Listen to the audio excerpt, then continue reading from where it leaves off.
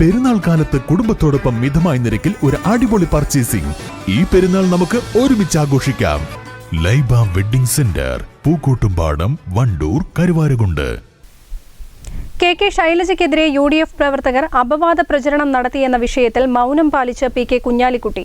ഇതു സംബന്ധിച്ച മാധ്യമങ്ങളുടെ ചോദ്യങ്ങളോട് പ്രതികരിക്കാതെ കുഞ്ഞാലിക്കുട്ടി. ഇതുമായി ബന്ധപ്പെട്ട ചോദ്യത്തിന് സമദാനി ജയിക്കുമെന്നായിരുന്നു കുഞ്ഞാലിക്കുട്ടിയുടെ മറുപടി. വളാഞ്ചേരിയിൽ മാധ്യമ പ്രവർത്തകരോട് സംസാരിക്കുകയായിരുന്നു അദ്ദേഹം.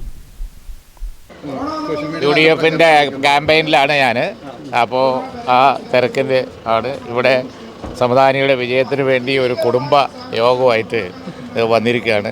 വളരെ നല്ല പ്രചാരമാണ്.